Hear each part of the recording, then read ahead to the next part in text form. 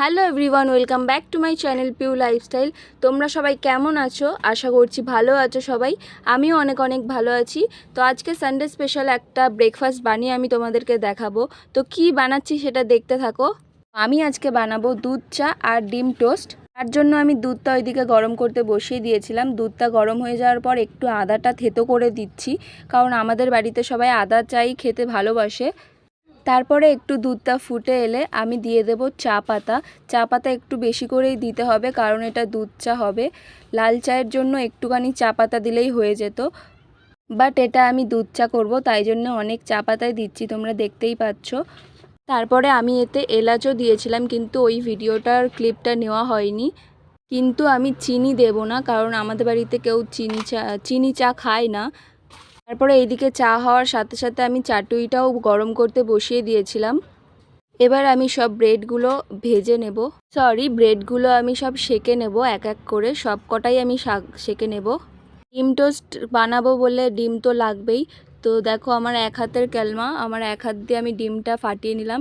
তারপর আমি পাউরুটিগুলো এপিট ওপিট করে সেঁকে নিয়েছি। আমার সেঁকে নেওয়া হয়ে গেছে। এবার আমি এক একটা করে তুলে নিচ্ছি। দেখো সব ব্রেডগুলো আস্তে আস্তে একটা একটা করে সেঁকে নিতে হবে, তাই জন্য আবারও আমি দিয়ে দিলাম।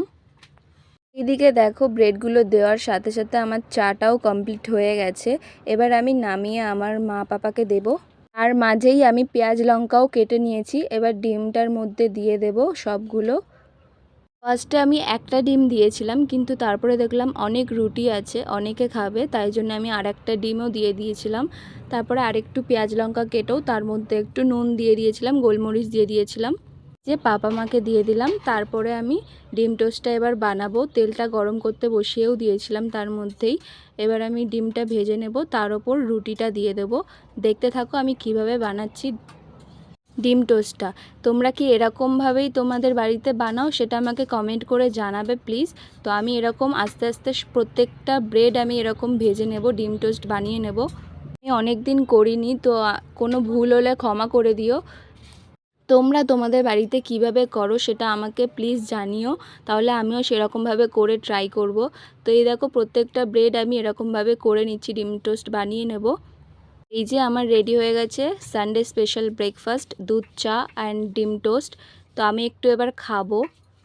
আমি দুধ চা বেশি খাই না, তাই জন্য আমি অল্প করেই নিয়েছিলাম। চাটা আমি খেয়ে নিলাম। এবার আমি ব্রেডটা ট্রাই করব। দেখো কি টেস্টি হয়েছিল গাইস, সিরিয়াসলি আমার তো খুব ভালো লেগেছিল। তোমাদের ভিডিওটা ভালো লেগে থাকে তাহলে like, comment, share and subscribe